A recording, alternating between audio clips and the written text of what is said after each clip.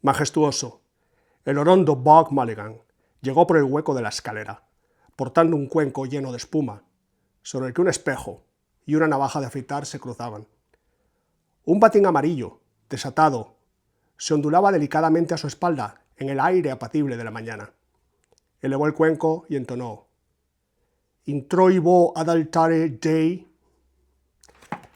Este, amigos y amigas, es el memorable inicio de la que para muchos es la novela más importante del siglo XX, Ulises, de la cual os voy a hablar en el vídeo de hoy.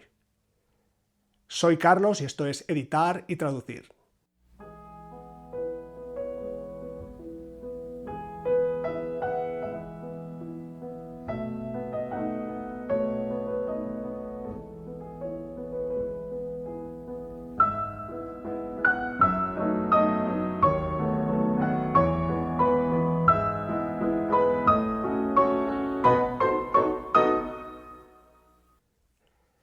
En el vídeo de hoy no voy a hablar del Ulises desde el punto de vista de la crítica literaria, desde el punto de vista de su narrativa, de sus innovaciones estilísticas, ni siquiera de su contexto literario. Voy a enfocarme en aspectos que posiblemente sean más prácticos para vosotros. Voy a hablar de las ediciones y de las traducciones del Ulises y de algunos recursos que nos pueden ayudar durante su lectura, tanto si es una primera lectura como si es, idealmente, una relectura. He juntado varios temas que me gustaría abordar con vosotros. El primero de ellos se refiere a la dificultad de leer el Ulises. ¿Cuál es la dificultad de leer el Ulises? Si es que existe dificultad en leer el Ulises. ¿En qué consiste? El siguiente asunto está relacionado con las traducciones. Es importante contar con una traducción, con una buena traducción, para de alguna manera resolver o paliar las dificultades que pueda plantear la lectura del Ulises. Para ello hay una pregunta, hay un asunto que se puede abordar de una manera general, y es: ¿en qué consiste una buena traducción? ¿Qué es una buena traducción? Porque a veces decimos que una traducción es mejor que otra. También se puede abordar ese mismo asunto desde el punto de vista del Ulises. ¿Qué es una buena traducción en el caso particular del Ulises? Es importante contar con una buena traducción. Después de eso, me gustaría hacer un repaso de las ediciones en español del Ulises. Muchas serán conocidas para vosotros, algunos de vosotros tendréis alguna de ellas o estaréis pensando en comprar alguna de ellas, pero no viene mal hacer un pequeño inventario, un pequeño repaso, en parte cronológico, de las ediciones que tenemos en español, que son unas cuantas. Luego, me gustaría comentaros algunos, no me gustaría llamarlos consejos, pero sí algunas cosas que yo creo que pueden ayudar a la lectura del Ulises, en general. Y finalmente voy a concluir, el tema final va a ser, el clímax, va a ser que os voy a presentar 3 planes de lectura.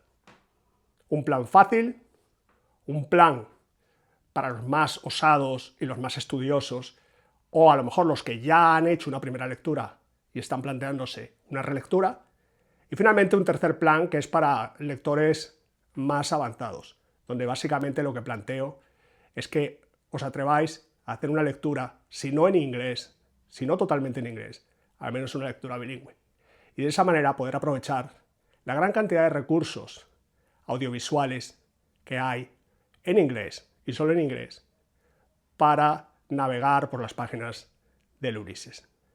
Este es el plan general, con lo cual arranquemos con el primer punto. ¿Cuál es la dificultad de leer el Ulises?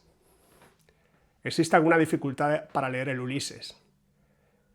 Bueno, es la fama que tiene, y además yo, que he leído y releído el Ulises, lo he releído una sola vez, espero que haya más relecturas, pero teniendo en cuenta mi particular y humilde experiencia, sí, yo creo que la fama está merecida. Yo creo que es un libro de difícil lectura, y de hecho yo creo que es un libro que más que para leerlo es para estudiarlo.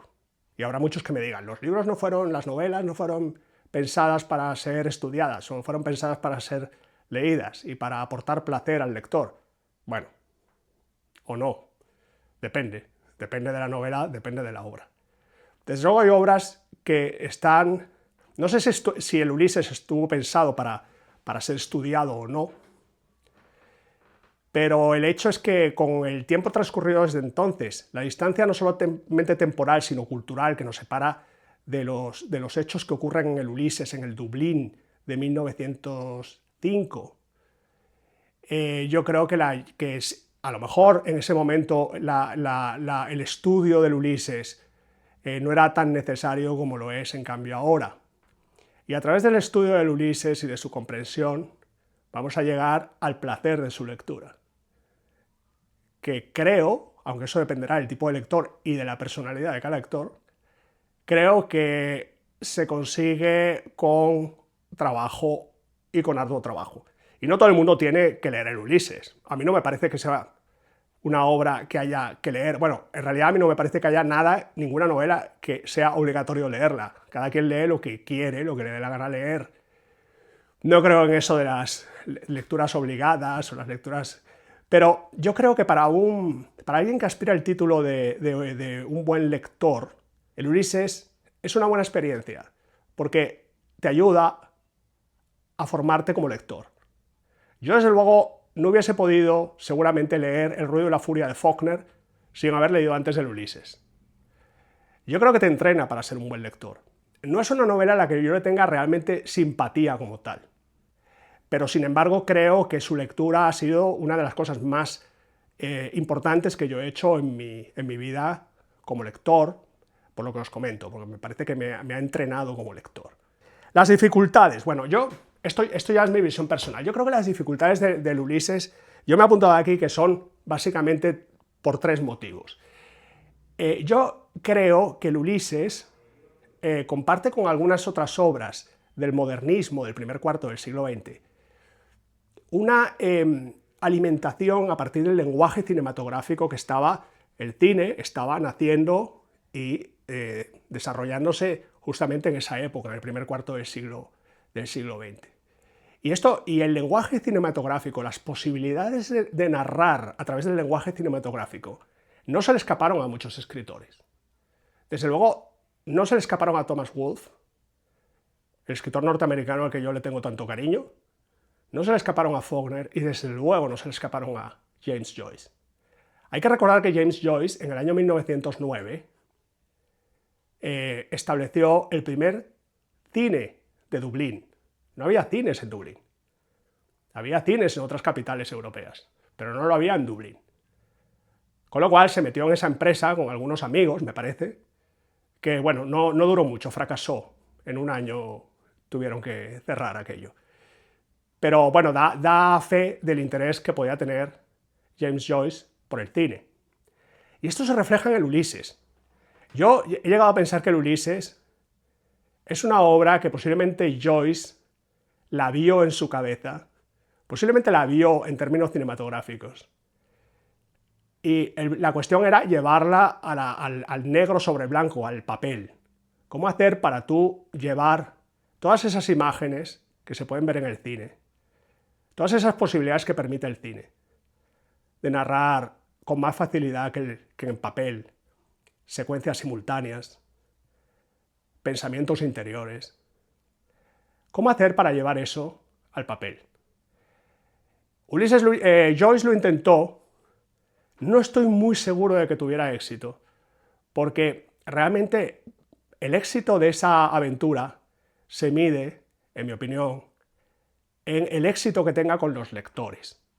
Porque si nadie entiende eso, si nadie entiende el lenguaje de Joyce, si nadie a través del papel logra captar las imágenes que él intentaba transmitir, las imágenes cinematográficas en muchos casos que intentaba transmitir, pues es un intento fracasado. Así que va a depender realmente de que nosotros llevemos a buen término nuestro proyecto de entender el Ulises, realmente lo entendamos, y si logramos entenderlo, Joyce estará muy contento allí donde esté. Un ejemplo de esta de estos elementos cinematográficos en el Ulises se da en un recurso estilístico que usa Joyce, y ya me estoy metiendo en lo que dije que no me iba a meter, que eran cuestiones estilísticas, pero Joyce utiliza un recurso estilístico que se le ha llamado en inglés parallax, en castellano paralaje, y es cuando tiene, por ejemplo, a los dos protagonistas de la novela, a Stephen Dedalus y a Leopold Bloom, están, digamos, en distintos capítulos. Steven arranca la novela en el capítulo 1 con Steven, y luego Leopold Bloom no aparece hasta el capítulo 4. Y sin embargo, las acciones en ambos capítulos son paralelas. Y Joyce, para transmitir esa idea, recurre a esto que llama el paralaje, y es que tanto Steven en el primer capítulo como Leopold en el cuarto capítulo están viendo la misma nube ocultar el sol. Y hacia el final de ambos capítulos, tanto Steven en el capítulo 1 como Leopold en el capítulo 4, escuchan a las 9 menos cuarto de la mañana las campanas de las iglesias de Dublín. Y en ambos casos, el sonido de las campanas dispara un pensamiento interior, que en el caso de Steven es lúgubre y en el caso de Leopold Bloom no lo es. Entonces es un recurso que no solamente usa desde el punto de vista narrativo, sino que además para definir a los personajes. Entonces esto es un recurso típicamente cinematográfico. Luego se ve más adelante en lo que es el episodio 10, que consiste en la cabalgata del virrey de Irlanda, el virrey inglés de Irlanda, el Lord Dudley, atraviesa Irlanda en su carruaje, seguido de otros coches de caballos, y en una regia cabalgata que atraviesa Dublín. Y hay los personajes de la novela, los personajes del Ulises, que en gran parte son los personajes de su colección de cuentos dublineses, están todos viendo al mismo tiempo la misma escena. Entonces también es un ejemplo de paralaje. Y es una maravilla, y es una cosa que posiblemente se inspirase en una idea cinematográfica, y además es muy apto ese episodio para ser llevado al cine. Y sobre eso hablaremos un poco más adelante. Porque yo, aparte de estas tres dificultades que voy a comentar, cada una tiene su remedio. Cada una tiene, en mi opinión, su remedio. Y el remedio a esta primera dificultad es ver una película, Ulises, y ya veremos si hay alguna. Bueno, ya os adelanto que sí, que hay una, que es esta, Bloom. Bueno, hay dos. Hay una de los años 60 que es bastante, yo creo que es bastante mala, ¿no? Es bastante, en fin. Pero luego está esta, que es del año 83, creo, irlandesa, que es muy buena película. Lo que pasa es que lo malo, como tantas cosas que yo recomiendo, lo malo es que es difícil conseguirla. O sea, está descatalogadísima. Y yo me he metido en alguna plataforma como Filmin o como Prime Video y no la he visto. Es una pena, pero a lo mejor se puede ver en YouTube. Tendría que mirar, ¿no? Esta película está muy bien. Bueno, entonces, esa sería la posibilidad, ¿no? de esta primera dificultad del Ulises, que es que en realidad a través del papel, a través de las letras, a través de las palabras, aborda la difícil tarea de transmitir imágenes como las del cine. Bueno, pues a lo mejor lo que hay que hacer es ver una película del Ulises y luego volver al libro. La segunda dificultad es que la cantidad de información que desconocemos cuando leemos las páginas del Ulises. Y no se refiere solamente a las citas eruditas, que tiene un montón. Hace referencia a libros que la mayoría de nosotros no hemos leído, algunos que sí, como Hamlet, pero nosotros no nos sabemos Hamlet de memoria, la mayoría de nosotros. Mientras que posiblemente un lector medianamente culto del mundo anglófono sí sepa de memoria versos y pasajes de Hamlet. Entonces, Joyce los intercala en la narración. Los personajes usan frases de Hamlet como si fuera algo absolutamente normal y los demás lo entienden. Pero imaginaos que nosotros estamos espiando una conversación. Incluso hoy en día, imaginaos que estamos espiando una conversación, pero resulta que yo soy argentino y estoy en España y la conversación que estoy espiando es una conversación de españoles que están hablando del político local y del último escándalo de corrupción, y además luego hacen referencias a cosas de la historia de España que la mayoría de los forasteros desconocen, Y eso forma parte de la conversación, sin que ellos se detengan a identificar de qué están hablando o a explicar de qué están hablando, porque su interlocutor lo entiende. Imaginaos que nos trasladamos al Dublín de 1905 y espiamos una conversación y la gente está hablando de Parnell, creo que es Parnell, el famoso político nacionalista irlandés, casi un mito en la Irlanda nacionalista, en la República de Irlanda.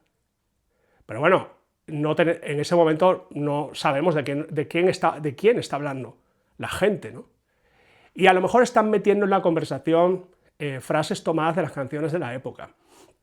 A lo mejor están haciendo referencia a algún escándalo sexual o algún escándalo del momento.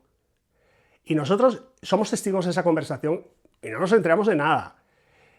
Lo mismo pasa con el pensamiento interior, que es este recurso narrativo que no inventó Joyce, pero que lo llevó realmente a límites fantásticos, porque presenta el pensamiento interior como desestructurado, como posiblemente sea, no estructurado como una sintaxis perfecta, y eso dificulta la lectura, ¿no? Porque estamos irrumpiendo en la mente de un individuo que está pensando de manera caótica y de manera, en fin, de manera quebrada, ¿no? Sus ideas son ideas desestructuradas, ¿no? También depende de si el pensamiento interior es de Leopold Bloom, depende de si el pensamiento interior es de Stephen Dedalus, o, finalmente, si el pensamiento interior es del tercer personaje importante de la novela, y muy importante para mí, que es Molly, la única protagonista femenina. Entonces, eso dicho con respecto al conocimiento que no tenemos. ¿Remedio para eso? Bueno, hay un solo remedio para eso. Bueno, quizás haya dos. El primero es que no hagas caso, que tú sigas leyendo, no me entero de nada, pues no importa, yo sigo. Pero bueno, no sé, hay que ser un tipo de lector muy peculiar para que no te importe no enterarte de lo que estás leyendo. El otro remedio, las notas. Hay ediciones del Ulises, tanto en inglés como en español, que vienen con notas que te aclaran esas cosas que no son obvias. Para un lector de hoy, incluso un lector anglófono, pero imaginaos un lector del mundo hispanohablante, más alejado todavía culturalmente de lo que se cuenta en el Ulises, ¿no? Entonces, para eso están las notas. Y las notas pueden venir en la edición del Ulises, como vamos a ver más adelante, o hay incluso libros de notas, incluso volúmenes de anotaciones al Ulises, referenciados a la novela. Así que esos son los remedios para esto. Hay un tercer elemento que dificulta la lectura del Ulises, que es que Joyce era muy dado a los juegos, a los malabares con palabras, con frases, fonéticos, usaba aliteraciones, que es palabras que contienen una misma sílaba inicial, por ejemplo, o que empiezan por una misma consonante, que es un recurso que a veces se utiliza en poesía. Y el Ulises, sin ser poesía, aunque algunos dicen que ven la poesía en el Ulises, y yo no la veo, yo sí creo que hay pasajes donde Joyce utiliza recursos que son propios de la dicción poética, ¿no? Como estos. Y al final, bueno, pues obtiene efectos. Decía José María Valverde, traductor del Ulises, que citando al crítico norteamericano Edmund Wilson, que decía que posiblemente el Ulises podía ser un tercio más corta si Joyce no se excediera con estos juegos que tanto le gustaban de palabras, de frases, de fonemas, etc., ¿no? Entonces, remedio para eso, eso tiene mal remedio, ¿eh? O sea, yo creo que el remedio para esto es, lo lees en inglés, el que pueda, y hay un remedio que me gustaría que en algún momento debatiéramos, que es versionarlo. Es decir, renunciar a la idea de traducir fielmente el Ulises y simplemente hacer una versión del Ulises. Una versión donde el autor se sienta libre a utilizar también juegos de palabras en español, aunque no se correspondan fielmente a los mismos juegos de palabras del Ulises en inglés. Eso es una versión. Yo creo que, por ejemplo, una persona que podría haber estado dotado para hacer esto es Jorge Luis Borges, por ejemplo. Y ya hablaremos de Jorge Luis Borges. Entonces, digamos que estas son las tres dificultades así inmediatas que yo le veo a la lectura del Ulises. Y con lo cual, esto nos lleva al siguiente tema, que es del que acabo de hablar, que es la traducción. Entonces yo quiero aprovechar para explicaros qué entiendo yo como una buena y una mala traducción. Hay mucha gente que yo creo que usa esto de una manera un poco alegre, estos adjetivos, buena, mala y comparativos. La traducción de, no sé, de Salas Subirat, como me dijeron el otro día en Twitter, ¿no? Alguien me dijo el otro día, fulano decía, alguien, no sé, famosillo o escritor mexicano, que la traducción de Salas Subirat, con todos sus efectos, era mejor que la de José María Valverde. Bueno, tendrías que aclararme a qué se refería esa persona con mejor. ¿Mejor en qué sentido? Yo creo que para la mayoría de la gente, buena o mala, lo usan no porque hagan un análisis profundo de la traducción, sino simplemente es un equivalente de me ha gustado o no me ha gustado. Uno de ellos, por cierto, era Borges. O sea, Borges, de esto hablé en el vídeo sobre las ediciones de la Odisea, de las ediciones en prosa de la Odisea, que cuando Borges se puso a escribir su ensayo sobre las ediciones de Homero, las versiones homéricas, creo que se llamaba ese ensayo, de 1930 y poco, bueno, Borges lo que hacía era comparar un pasaje cortito de varias ediciones bastante viejas, bastante antiguas, de la Odisea, de escritores ingleses del siglo XVIII, o del siglo XVII incluso en algún caso, y bueno, él las valoraba en función de sus méritos, de los méritos literarios que eran más producto del traductor que del autor, porque los traductores de esa época no se preocupaban en absoluto por la fidelidad. Entonces Borges con mucha libertad decía, esta me gusta más que esta, que vale, que puede ser, pero no puedes decir esta traducción me gusta más que esta, puedes decir esta versión que ha hecho el traductor en español, me gusta más su español. Pero si no estás viendo el original y no estás contrastando la traducción con el original, pues no puedes decir si es buena o mala. Porque una traducción es buena, por lo menos para aclararnos, ¿no? con el uso de las palabras. En el mundo de hoy, no en el siglo XVI ni XVII, que tenían a lo mejor otro concepto de la traducción, pero en el mundo de hoy, en traductología, una traducción debe cumplir básicamente con dos requisitos. El primer requisito es que el traductor domine no ya la lengua original, sino que incluso el uso de la lengua original por parte de un autor.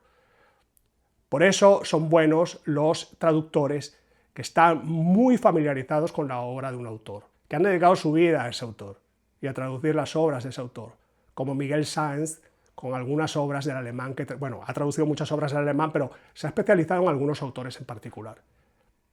Entonces, sus traducciones se benefician de eso porque la primera cosa que tiene que hacer un traductor bueno, un traductor profesional, un traductor literario profesional, es entender bien lo que está leyendo en la lengua original.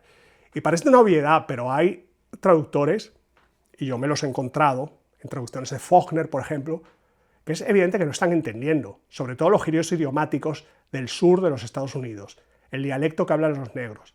Para eso hay que comprarse un glosario de términos del sur de Estados Unidos, porque eso o sabes o no sabes. Lo que no puedes es inventarte una expresión idiomática que no sabes qué significa y te inventas cualquier cosa cuando traduces al castellano. Que eso ocurre. Entonces, lo primero que tiene que hacer un traductor es entender bien la lengua y además el uso de la lengua que hace el autor. En segundo lugar, debe entender bien, o en el mismo pack si se quiere, tiene que entender bien el estilo del autor. El estilo es que si el autor, como Faulkner, es amigo de las repeticiones, pasión y dolor y amor, pues tienes que repetir esa misma estructura. No puedes poner pasión, coma, dolor, coma, amor, como hacen algunos traductores. Porque esa repetición de la conjunción copulativa y es una característica de Faulkner y de algunos otros autores. No puedes, alguna frase que Faulkner utiliza de manera recurrente para iniciar un pasaje y que la ha usado de manera deliberada casi como un leitmotiv, no puedes traducirla unas veces de una manera y otras veces de otra manera, porque destruyes el efecto que buscaba el autor. Entonces el buen traductor debe conocer el idioma y debe conocer el estilo del autor. La segunda cosa, esto vamos a meterlo en un pack, significado y estilo. Conocer la lengua y el estilo del autor.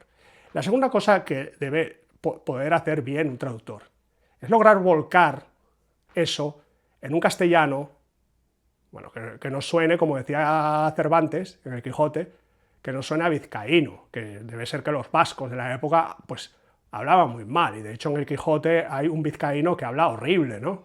Hoy tampoco es que hablen demasiado bien, pero bueno, que debían hablar fatal, de manera una sintaxis extraña para los demás hablantes del español.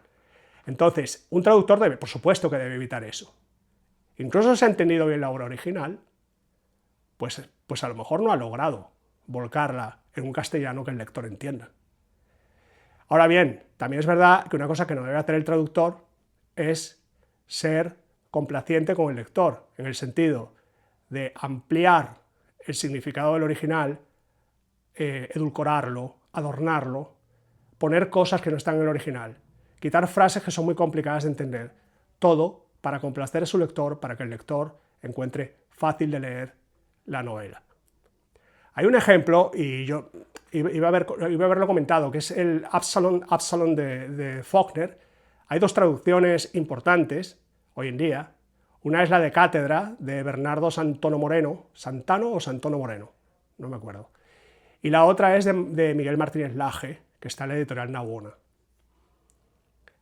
Mucha gente, críticos literarios, que no saben inglés, por lo menos aquí en España los críticos literarios no saben, bueno, en España con los idiomas no somos muy, la mayoría de la gente no es muy allá, ¿no? Pero digamos, críticos literarios que hablan de la magnífica traducción de Martínez Laje en Navona, de la maravillosa traducción. ¿Pero qué me estás contando? O sea, la traducción de Martínez Laje, efectivamente es una traducción que da gusto leerla. Da más gusto leer la traducción de Martínez Laje que el original en inglés de Faulkner, porque Faulkner era un escritor que yo creo, esto es muy personal, yo creo que a veces se le notaba a Faulkner que no tenía demasiada cultura literaria, porque Faulkner no tenía estudios, no tenía formación literaria. Y a veces pretendía, ocurría que posiblemente pretendía suplir eso haciendo un uso extravagante, afectado, posiblemente retorcido de la sintaxis inglesa. Y eso no lo digo yo, o sea, lo dicen algunos lectores anglófonos, ¿no? O sea, que hay frases de Faulkner, o hay construcciones de Faulkner que es que le cuesta entenderlas a un anglófono lector habitual. Hay que entenderlas. Entonces, digamos, la lectura de Faulkner a menudo no es fácil tampoco para un anglófono. Pero Martínez Laje te la convierte en una cosa extremadamente fácil de leer para un lector hispanohablante. Entonces, tenemos a los críticos literarios diciendo que es una maravillosa traducción. Bueno, pues no lo es. No lo es porque Santano Moreno, en su introducción de Cátedra, sin hacer una crítica fea, negativa, de los demás traductores, en particular de Martínez Laje, hace una cosa que yo creo que en cambio sí es válida, que es de una manera muy sobria, de una manera muy objetiva, señalar los efectos que puede tener esa traducción en cuanto a interpretación del texto original.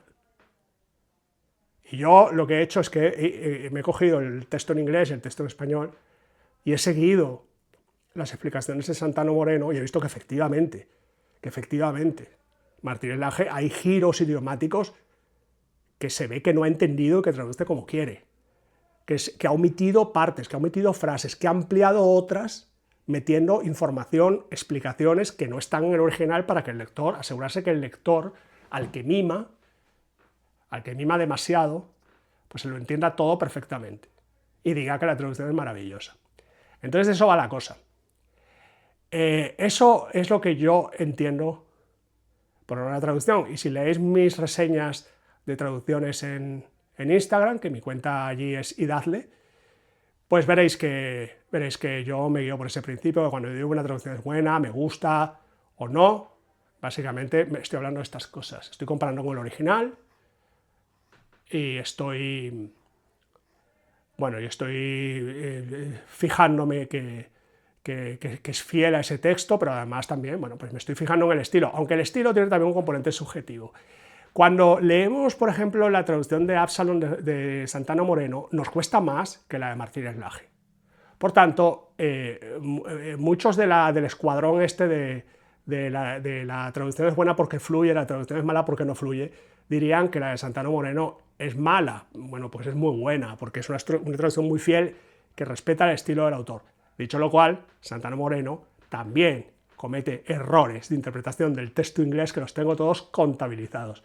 No hay traducción perfecta. Yo he publicado una sola traducción del inglés, que es una novela corta de Sherwood Anderson, un autor norteamericano de la época de Faulkner y de la época de Thomas Wolfe.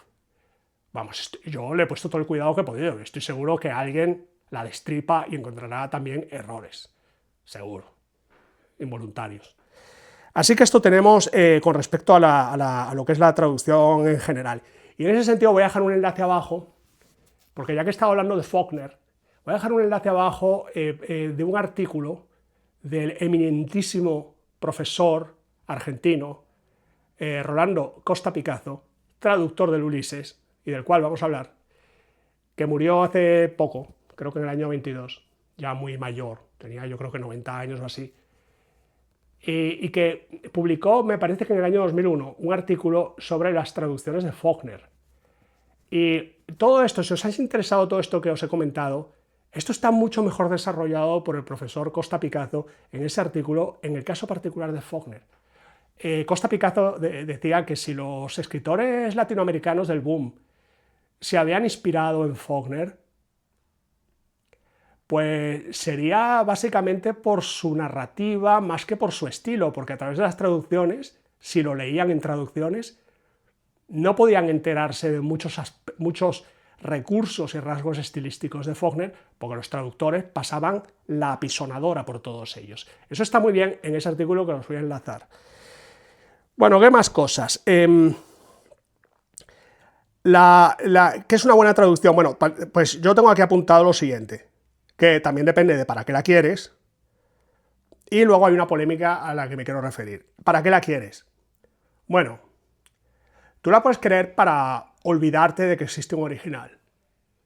Tú tumbarte en el sofá, leer el Ulises y tú te olvidas del original y de nada, y además ni siquiera te tienes a leer una nota, absolutamente nada, tú quieres relajarte. O tú puedes querer la traducción porque estás haciendo una lectura bilingüe del Ulises, que va a ser una de mis recomendaciones finales. Una lectura bilingüe del Ulises en la cual tienes el texto en inglés y el texto en español. Y a ti te interesa, para esa lectura bilingüe, que el texto en español sea lo más fiel posible al texto original, aun cuando no sea demasiado fluido su español, aunque no esté demasiado logrado estilísticamente el español. Y finalmente tú una traducción la puedes querer para citarla. Esto se lo oí yo a alguien decir en relación con unas traducciones de la Tierra Baldía de T.S. Eliot, una de las últimas que ha salido, que está bastante bien, y que este hombre que la comentaba, el crítico literario que la comentaba en un vídeo de YouTube, no propiamente un crítico literario, alguien más culto que un crítico literario, creo que era David Jiménez Torres, que es un chico bueno, pues conocido aquí en España como analista político, pero con una impresionante formación en Estados Unidos y perfectamente bilingüe.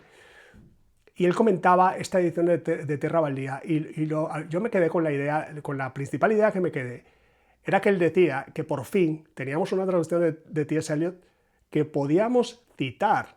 Eso es muy importante, porque si tú quieres citar una obra porque estás haciendo un trabajo en la universidad, quieres hablar del estilo de T.S. Eliot o del estilo de Joyce, hombre, pues no puedes utilizar una versión de Borges, de la versión que escribió Borges, traducción que hizo Borges de las últimas 2 páginas del Ulises, porque eso es el estilo de Borges, no va a ser el estilo de Joyce.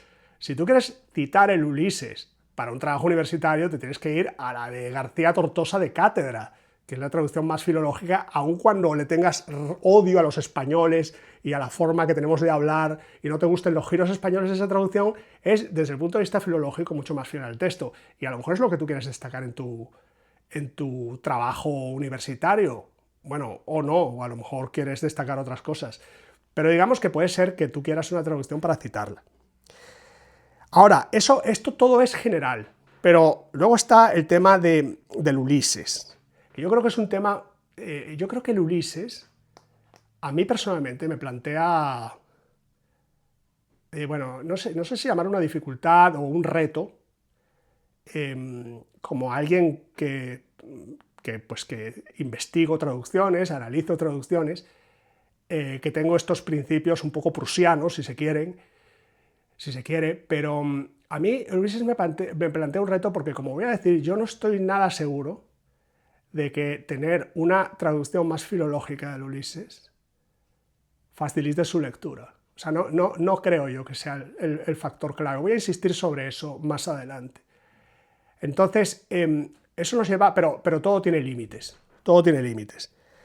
Entonces, si vamos a hablar de las buenas traducciones del Ulises, o que debe tener una buena traducción del Ulises, quizás sea mejor empezar por definir qué es, para mí, para vuestro servidor, una mala traducción del Ulises.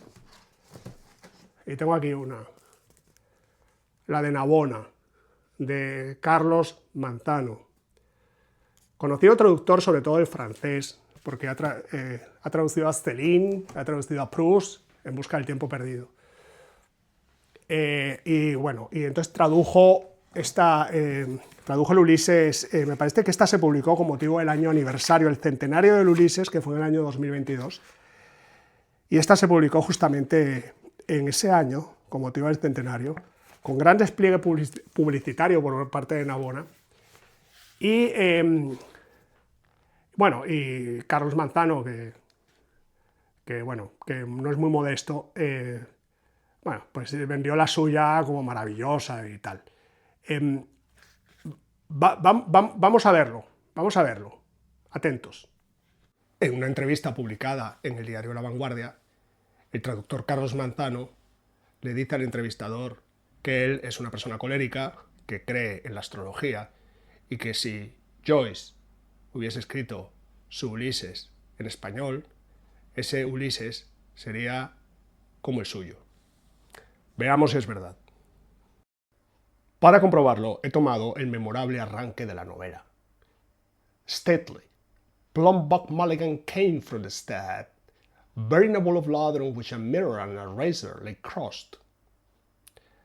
García Tortosa traduce el pasaje con notable fidelidad, salvo quizás por el hecho de que considera que debe aclararle al lector que el cuenco de espuma iba lleno de espuma. Carlos Manzano, por su parte, se distancia todo lo que puede de la traducción anterior y de todas las traducciones. Cambia el orden de los elementos de la frase, que ahora arranca con Buck Mulligan. El adverbio majestuoso o majestuosamente lo convierte en adjetivo. Buck Mulligan, además de majestuoso, es macizo, un casticismo. Ya no sale del hueco de la escalera, sino que aparece en lo alto de los escalones. Ya no lleva un cuenco de espuma, sino que es portador del cuenco, como Frodo es portador del anillo. El cuenco no solo es un cuenco de espuma, tampoco lleno de espuma, es que va cubierto de espuma. Y finalmente, no le debió parecer suficiente que Joyce describiese el espejo como un simple espejo, sino que nos aclara que es un espejo de mano. Si cogemos este pasaje, traducido por Carlos Manzano, y lo traducimos de vuelta al inglés, suena de la manera siguiente. Buck Mulligan, stately and well-built, appeared at the top of the steps, bare of a leather-covered bowl, on which rested, crossed, a razor and a hand mirror. Vale, entonces, eso es un ejemplo de mala traducción. Esta es la única A ver, yo creo que las traducciones de Ulises son todas buenas, conforme a lo que yo he enunciado antes, con sus errores, que los tienen. Salvo esta. Esta a mí es una traducción que yo descartaría, pero vosotros veréis. ¿Qué más? Bueno, aquí tengo yo apuntado lo siguiente. ¿Qué es una buena traducción del Ulises? Entonces, en el caso del Ulises, ya lo he dicho antes, posiblemente la traducción sea el menor de los problemas. O sea, vamos a repasar luego las traducciones del Ulises en castellano. Pero posiblemente todas sean solventes, todas sean buenas. desde el punto de vista de que ha habido alguien que ha hecho un trabajo a veces de años de comprensión del texto, de interpretación del texto, y lo ha volcado al castellano con profesionalismo y de la mejor manera que ha podido. Entonces, teniendo eso cubierto, yo creo que en realidad no hace mucha diferencia. Posiblemente esto yo no lo diría de Madame Bovary, ni de Absalom de Faulkner, ni del Ruido de la Furia, ni de tantas novelas. En esos casos posiblemente yo diría, no, que aquí claramente hay una que es superior a las demás, por esto y esto y esto. Y es importante que vayas a por ella porque esto puede cambiar tu lectura. No creo que tu lectura del Ulises la cambie que uses una traducción o uses otra traducción. Tus problemas son otros. O sea, la traducción no es tu problema a la hora de leer el Ulises. No es tu problema. O sea, no es un problema para el lector. El problema, hay otros problemas, algunos ya los he comentado. Y eso me lleva la peculiaridad del idioma, eso me lleva luego al uso del dialecto de Dublín, ¿no? ¿Cómo traduces eso? Ese problema es un problema viejo en traductología. Ese problema ya se ve, por ejemplo, en Dickens o en Cumbres Borrascosas, que el inglés, pues es básicamente a ratos es dialecto escocés, del inglés no escocés, sino del inglés de Escocia. Luego ese lo tienes en Mark Twain, que es el inglés del sur de los Estados Unidos, lo tienes en Faulkner, que intenta imitar a través de la escritura cómo suena fonéticamente el inglés que hablan los negros. Lo tienes en Flannery O'Connor, en sus maravillosos cuentos. ¿Cómo traduces eso? Entonces hay traductores que lo que hacen es que intentan, porque tú te planteas, bueno, a ver, ¿cómo hago yo para imitar el dialecto de los negros? Bueno, ¿qué? Uso el dialecto lunfardo, creo que se llama, de Buenos Aires, pero también, por otra parte, si tú utilizas, como me ha dicho alguien también en Twitter, no, es que no sé qué escritor español, si Vila Matas, defendía que había que utilizar un español, un castellano transatlántico que no fuera de nadie, que fuera neutro, que no fuera... Bueno, es que desnaturalista es el Ulises de Joyce.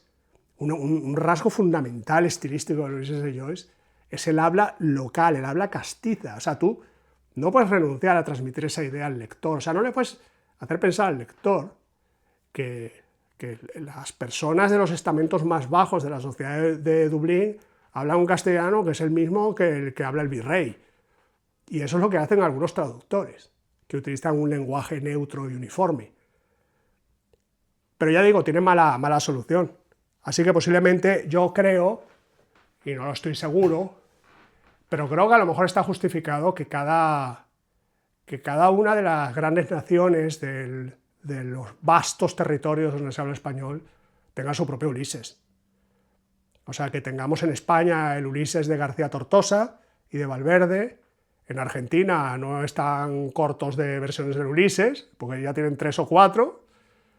A lo mejor México debería hacer la suya. Creo que hay que se hizo una en Colombia, pero no sé mucho de ella. Porque de esa manera el lector no siente rechazo, ¿no? cuando ve esas formas populares reflejadas en un dialecto que les es extraño porque es de otro país. Con lo cual podemos empezar ahora sí nuestro repaso de las traducciones al español, ya que estoy hablando de ellas. Ese repaso de las traducciones al español solamente puede empezar con una que yo llamo la Princeps. Una edición Princeps es, por ejemplo, en el caso del Quijote, la primera edición que se publicó en el año 1605. Esa se suele llamar la edición Princeps. Bueno, en el caso de Ulises, en español, la edición Princeps es la que publicó Editorial Rueda en el año 1945 en Buenos Aires, con la traducción de José Salas Subirats, que yo no tengo la Princeps, porque seguramente sea muy cara, pero tengo una edición del año 72, que es esta, voluminosa. Bueno, me encanta esta traducción. Me encanta, con sus giros porteños, Bueno, yo me lío, ¿no? Porque hay gente que me ha dicho, no digas porteño, di, no sé, porque se usa según si lo aplicas a Buenos Aires o lo aplicas a la provincia de Buenos Aires, así que me vais a perdonar si digo porteño. Pero bueno, sus giros propios locales de Buenos Aires, me gusta con todo y eso. Es una traducción que creo que tiene ese aire de autenticidad que tienen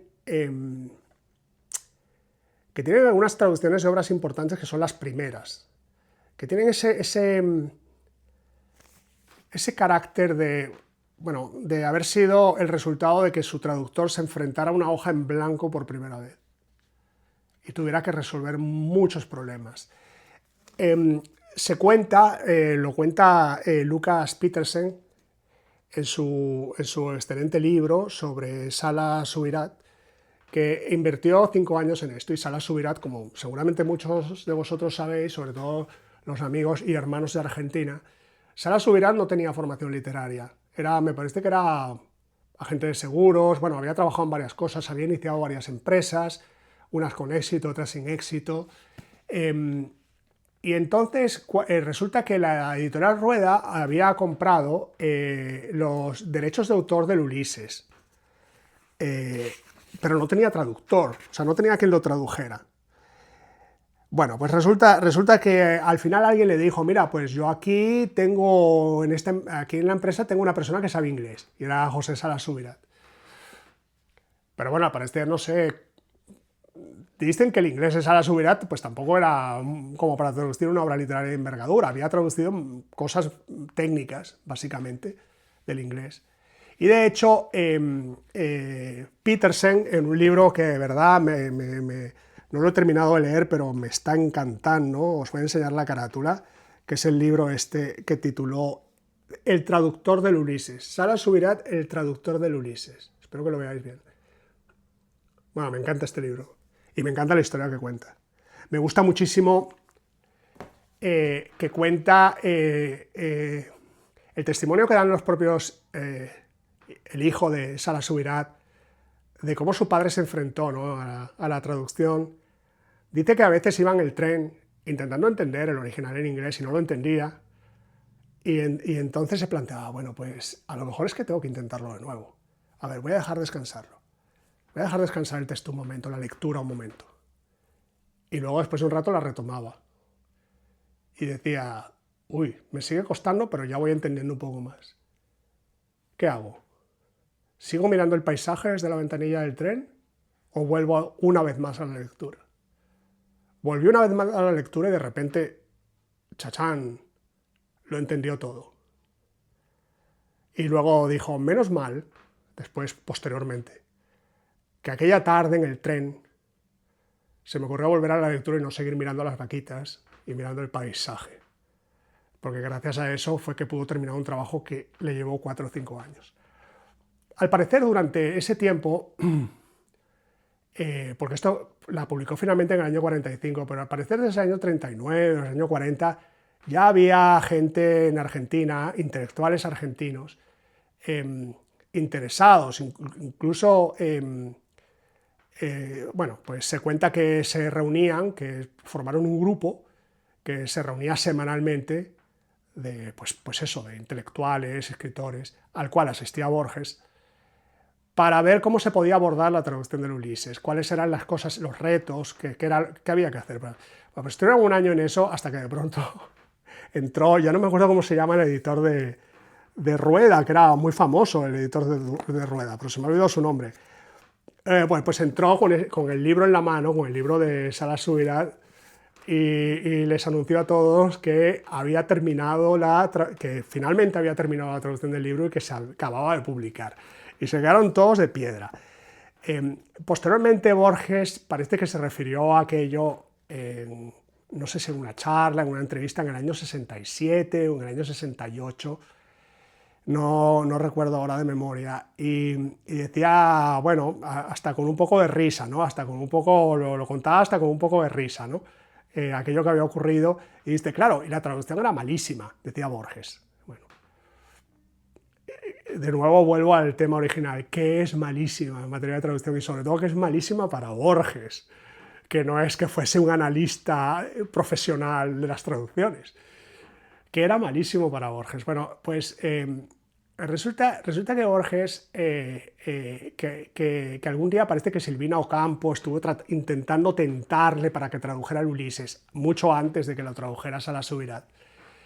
A lo más que llegó fue, en el año 25, si no me equivoco tenía entonces 26 años, publicó en una revista que no recuerdo ahora su nombre, publicó un artículo titulado, creo que se titulaba La última hoja del Ulises, la última hoja del Ulises. Y en ese artículo, que yo no me he leído el artículo, pero lo que sí me he leído era lo que venía con el artículo, que era la traducción que hacía Borges de las últimas 2 páginas del Ulises de Joyce, que es el monólogo de Molly, que se llama, el monólogo de Molly. Molly, que es la mujer de Leopold Bloom, y que es mencionada muy brevemente en los episodios interiores del Ulises, pero que ella solo aparece como protagonista en el último, el episodio 18, que es maravilloso. Solamente por ese episodio vale la pena leer el Ulises. Entonces Borges cogió las últimas 2 páginas de ese largo monólogo, que es un monólogo de 25.000 palabras, que equivale más o menos, para que os hagáis una idea, a El viejo y el mar de Hemingway, más o menos la misma longitud en número de palabras. Y entonces Borges cogió y no lo tradujo todo, sino que tradujo las últimas 2 páginas y lo publicó en la revista. Creo que la revista Ronda se llamaba.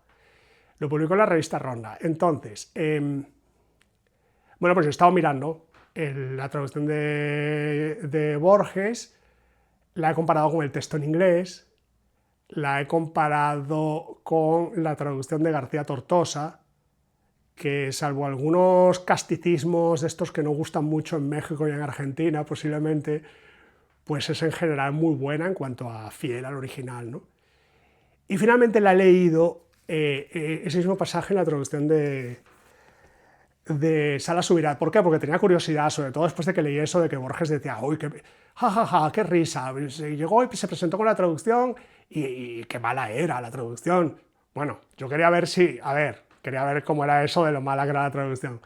Bueno, la traducción de Sala Subirats, si tomamos como parámetros los que yo he comentado, fidelidad al texto original, es mucho mejor que la de Borges, pero muchísimo mejor que la de Borges.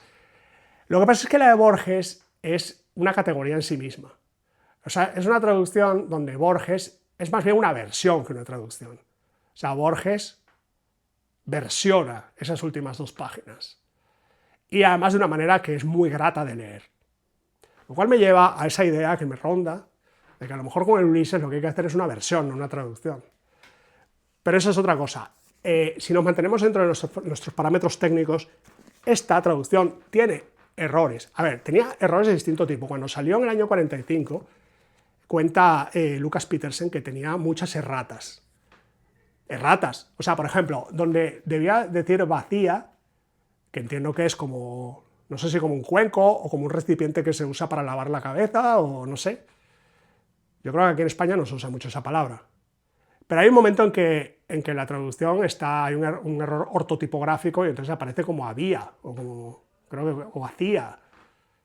Bueno, pues salía con errores ortotipográficos de ese tipo y también con otros errores de más entidad, ¿no? Ya más de interpretación del original, que luego fueron subsanados en las ediciones siguientes. Tenía además una peculiaridad y es que Sala Subirats tradujo los nombres del original al español.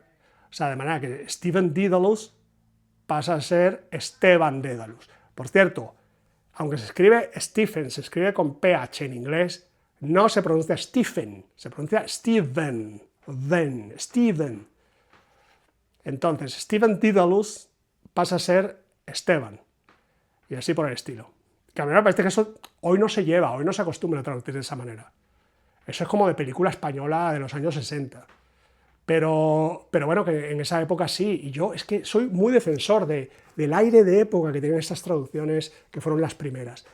Yo he estado leyendo pasajes, sé que, porque he visto incluso artículos donde, incluso el propio Lucas Petersen, en el libro que os he enseñado, se pone a comparar la traducción de Sala Subirats con el texto en inglés, creo, con pasajes de otras traducciones para demostrar, bueno, que a lo mejor Sara Subirán no atinaba del todo en la traducción de un pasaje, pero ¿qué más da?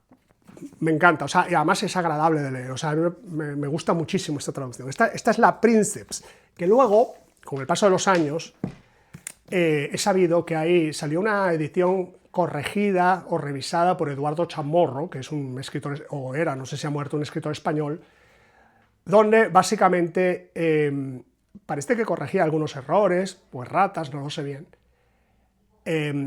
Los nombres los ponía en inglés y además le quitaba los giros y las expresiones argentinas, lo cual dio lugar a que un escritor argentino, ¿que quién era? No me acuerdo ahora mismo el nombre, dijo que le había vandalizado, o sea, llamó a lo que había hecho Chamorro, le habían llamado vandalismo directamente, y yo no puedo estar más de acuerdo, eso es vandalismo. Esta traducción tiene el estatus de clásico y debe ser respetada, y esa versión vandalizada es, entiendo, la que publicó en el año 22, con motivo del centenario de Ulises, publicó Galaxia Gutenberg. O sea que esta la voy a poner junto con la de Navona, en la pila de ediciones que no valen para nada. ¿Qué más? Ediciones en español. Si seguimos en la línea temporal, tenemos que en el año 76, hubo que esperar desde el año 45 hasta el año 76, por lo menos, para tener una nueva traducción al español, y en este caso ya fue por un español, por José María Valverde, catedrático, poeta, que sacó una traducción en 1976, que luego revisó en el año 89, de forma que la del año 89 es esta, sacada en la editorial Lumen, esta encuadernación, viene además con una nota que dice: esta edición sigue exactamente las directrices de la edición crítica Garland del año 1984. Es que hay que tener en cuenta que en el año 1984, y eso hablaré con las ediciones en inglés, se publicó la edición crítica Garland. Y entonces, como cambian algunas cosas con respecto a las ediciones que se venían publicando en inglés hasta entonces, Valverde la revisó y es esta. Hay una de Valverde en Tusquet, que es esta, que algunas personas por las redes me han preguntado por ella. Esta edición se parece, no me sé toda la historia del asunto, pero parece que se publicó, es la traducción de Valverde, pero no es la revisada del año 89, sino que es la del año 76. Con lo cual, pues no se beneficia de esas correcciones que pudo introducir Valverde en su edición del 89. La edición de Valverde del 89 en Lumen resulta que ahora está en de bolsillo, que es esta. Y yo he revisado y tiene todo lo que tiene que... O sea, tiene la nota que he comentado antes, la misma, que es una edición que sigue las directrices de la edición crítica de Garland, el estupendo prólogo de José María Valverde y no es una guía de lectura, pero sí es un resumen de los 18 episodios del Ulises con algunas cosas que le interesa destacar. O sea, digamos que es un resumen comentado. Para conocer la historia textual de la novela, cómo se gestó, cómo se publicó, el papel de Sylvia Beach, que fue la librera norteamericana, pero residencia en París, gracias a la cual se publicó el Ulises. Para conocer todas esas cosas, el prólogo de José María Valverde está muy bien. José María Valverde es de los que cree que, y ya lo diré después, que en una primera lectura de la novela, lo mejor es olvidarse de entenderlo todo, lo mejor es olvidarse de las notas, y olvidarse de todo, y tener un primer contacto y ya está. Y eso está en el prólogo. Y yo lo que he visto es que el prólogo del año 89 es el mismo que recoge la de bolsillo, o sea, la podéis comprar con confianza. En cambio, en el año 22, con motivo del centenario de la obra, Lumen se le ocurrió la brillante idea de sacar esto, que es una revisión de la edición de Valverde hecha por un tío que se llama Andreu Jauma, que es un tío bueno, pues bastante conocido aquí en España en los círculos editoriales e intelectuales. Estuvo a cargo de la edición de las obras completas de Shakespeare de Penguin, tradujo algunas de las obras de Shakespeare, ha traducido poemas de T.S. Eliot, entre ellos Tierra Baldía, que es un poema que yo he leído ya varias veces y he analizado un montón de traducciones y he traducido yo mismo algunas partes. Yo he traducido completas las 4 estaciones, los 4 cuartetos de T.S. Eliot, que son posteriores. He visto la traducción de este hombre, de Andreu Jaume. A ver, a mí el hombre, o sea, es que además me parece un pesado, o sea, es un tío que primero traduce mal. Mal, ya sabéis a lo que me refiero, o sea, que mirándolo con el contrastándolo con el texto original, resuelve mal la traducción al español. Luego tiene una cosa, que es que para cada, digamos, cada cosa que decide de manera estrafalaria a la hora de traducir, se cree la necesidad de justificártela con 3 páginas de paja que realmente no cambian el hecho de que ha traducido una cosa de una manera absolutamente estrambótica y estrafalaria. Entonces, por más que lo teorice, lo intelectualice, lo justifique, pues eso no va a cambiar el hecho fundamental.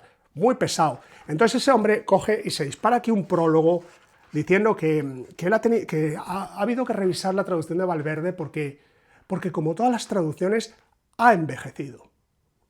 Bueno, ¿qué demonios quieres decir con que ha envejecido una traducción? O sea, aparte de una frase hueca, absolutamente desprovista de todo contenido semántico, o sea, ¿qué es eso de que ha envejecido? O sea, ha envejecido que en 30 años ha cambiado el idioma español de forma que... Es que aunque hubiera cambiado el idioma español, o sea, no creo que en el mundo anglófono se estén planteando revisar el Ulises de Joyce en inglés porque ha envejecido. O sea, ¿qué quiere decir eso?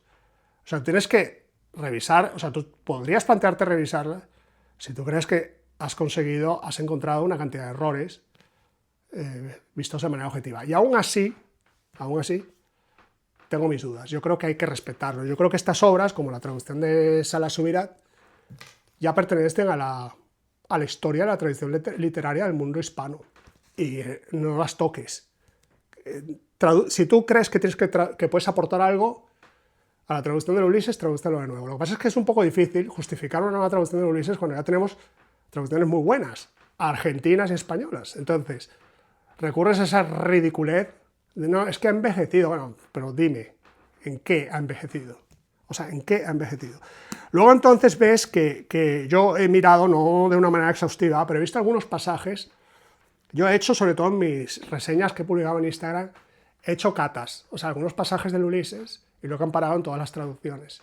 Me faltaba la de Marcelo Zavaloy, por cierto, que luego hablaré de ella, pero digamos que sí que he hecho ese análisis. Y yo, o sea, Valverde es un traductor que no es perfecto, porque yo creo que Valverde era un tío que pillaba bien, en general, el original, sabía volcarlo con inteligencia en español.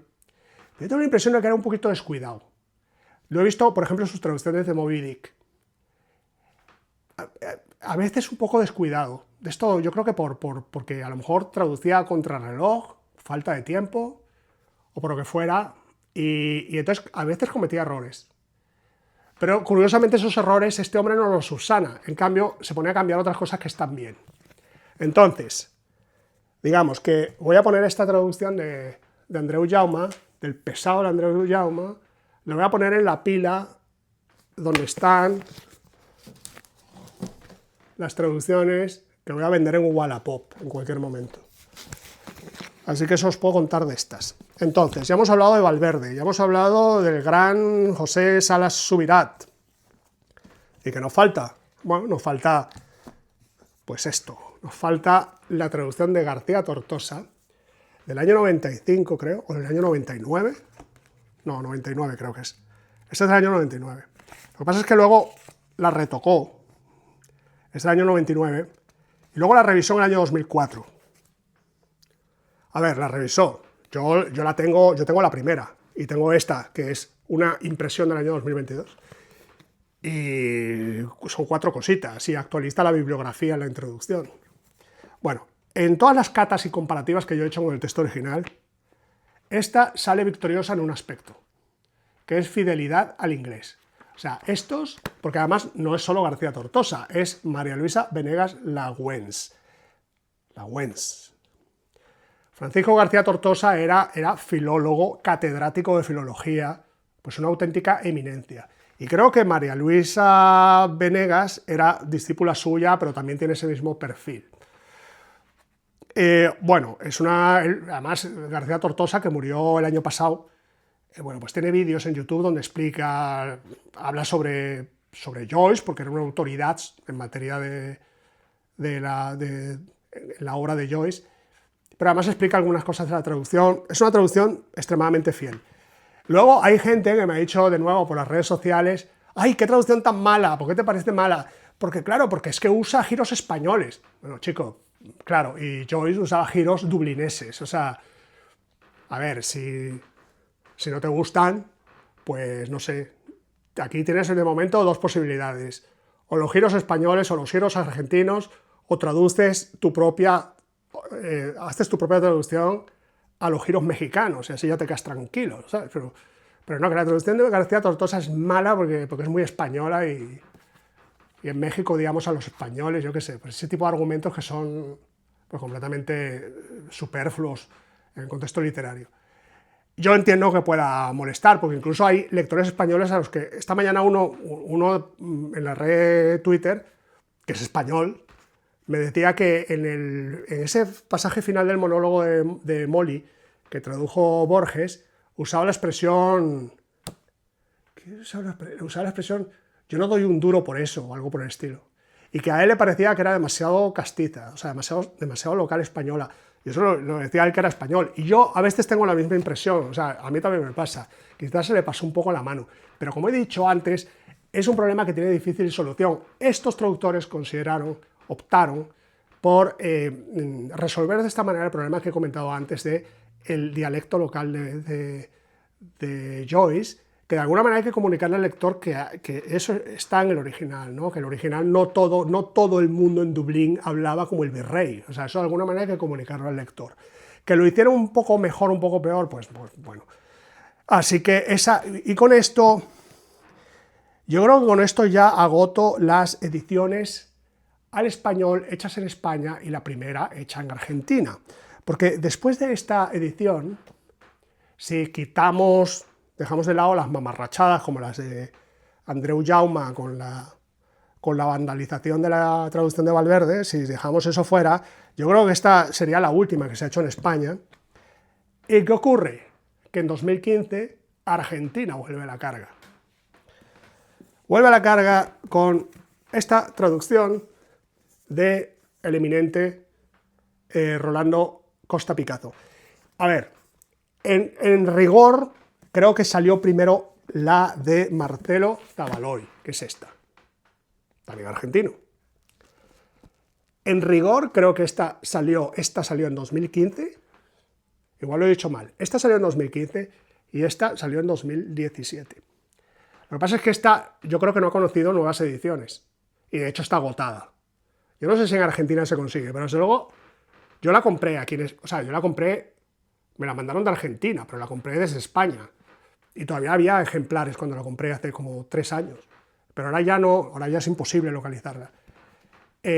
No sé si en Argentina se consigue, pero bueno, es un problema con esta. Y luego esta, que tampoco se distribuye en España, pero que logré conseguir este ejemplar, que es la tercera edición de Zavaloy, que me parece que es del año 2022, si no me equivoco, o del 2023. Esta es no, pone 2020. No, es del 2020. La de Marcelo Zavaloy va por la 5ª edición ya. Y además, bueno, este ejemplar, que debe ser de los últimos que hay en librerías en España, lo conseguí en una librería de mi antiguo barrio. La librería se llama El Enclave, o El Enclave Literario. Está en mi antiguo barrio madrileño de Lavapiés, entre Lavapiés y Tirso de Molina. Por hacerles un poco de publicidad, porque fueron extraordinariamente amables conmigo, mandándome esto hasta donde vivo, que es en el País Vasco. Bueno, pues esta es la tercera edición, pero además también fue muy amable conmigo el propio Marcelo Zavaloy, que me puse en contacto con él y tuvo la gentileza y la amabilidad de mandarme en PDF la 5ª edición. Bueno, entonces vamos a hablar ligeramente de estas dos. ¿Qué tiene? Estas son dos volúmenes, lo que pasa es que estoy mostrando solamente el primer volumen. Yo diría que las características respectivas a esta edición son las siguientes. Voy a hablar primero de esta porque es la que conozco mejor. Porque esta, en mi primera lectura del Ulises, yo recurrí mucho a esta edición. La estaba leyendo en inglés, pero a veces recurría a esta porque, por ejemplo, el episodio 15 del Ulises, que transcurre en el burdel de Vela, no me acuerdo qué, es tan largo y se me hizo tan pesado que al final cogí y dije, mira, yo esto me lo voy a leer en español.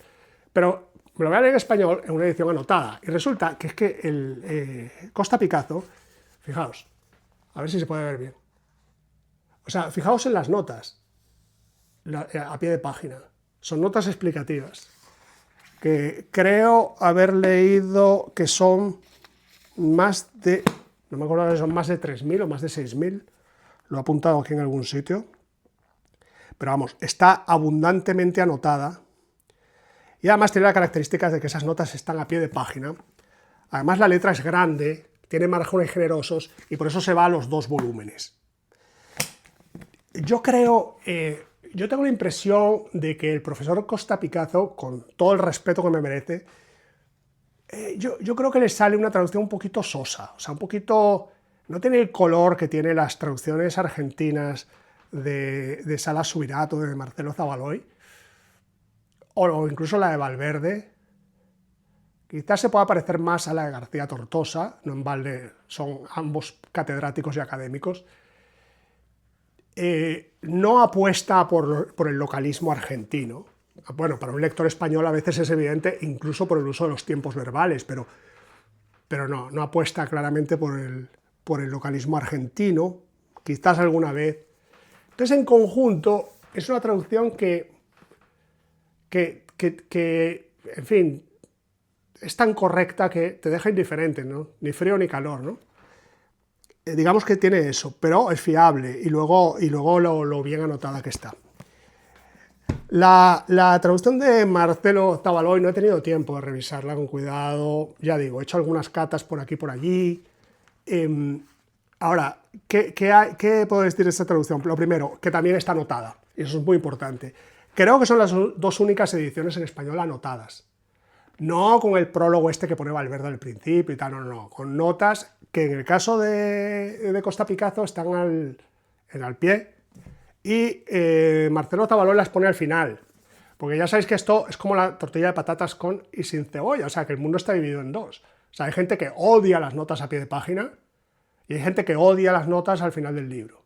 Hay gente que prefiere las notas al final del libro para que las notas no interfieran en su lectura continua, y hay gente, como yo, que prefiero que estén a mano las notas, para no tener que irme a cada rato al final. Zavaloy optó por las notas al final.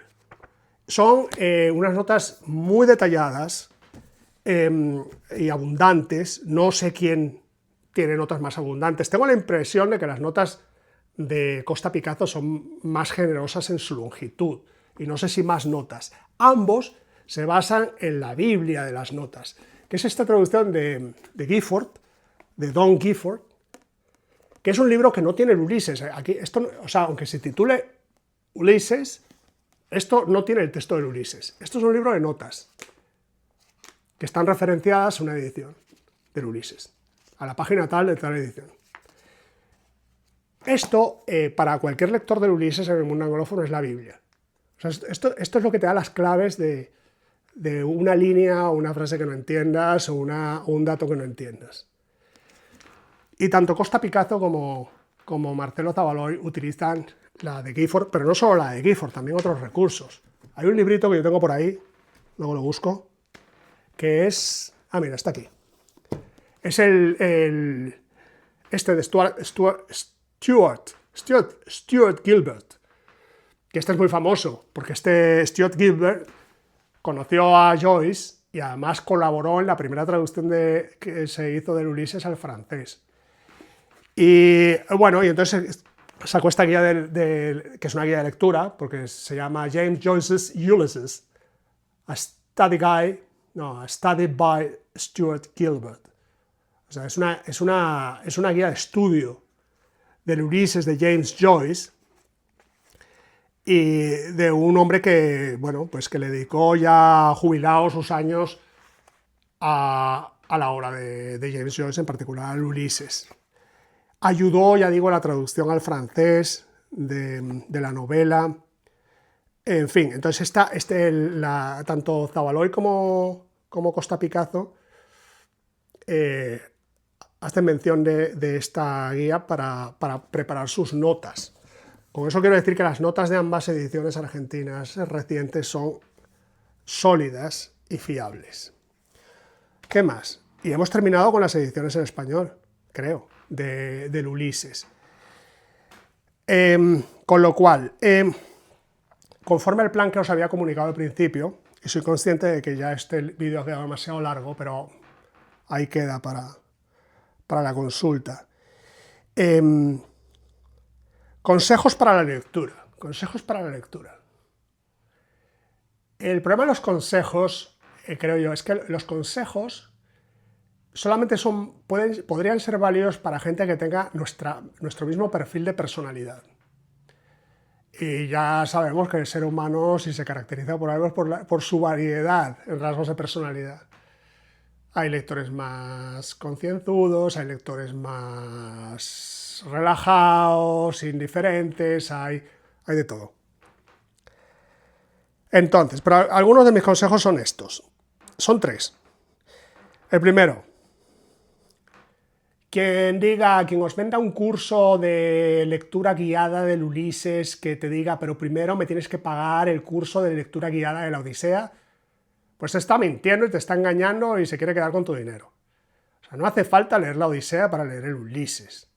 Y de hecho, está en cuestión si realmente, hasta qué punto, Joyce tuvo en cuenta la Odisea para Ulises, aparte del título, que es el del protagonista de la Odisea, Ulises u Odiseo.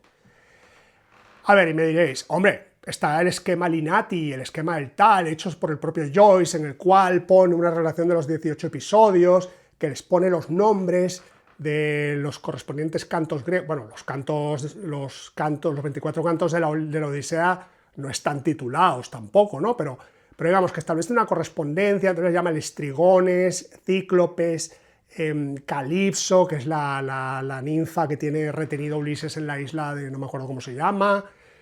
Bueno, entonces te dirán, bueno, el propio Joyce hizo esa correspondencia. Bueno, resulta que hay otro libro que es fundamental para los que se tomen la lectura del Ulises en serio, que es el James Joyce de Richard Ellman. Es como una biografía de Joyce, se publicó primero, creo que en el año 48 o 49, no, miento, en el año 59. En el año 59 se publicó. Y luego se revisó en el año, no sé si en el 80 y pico, no me quiero equivocar.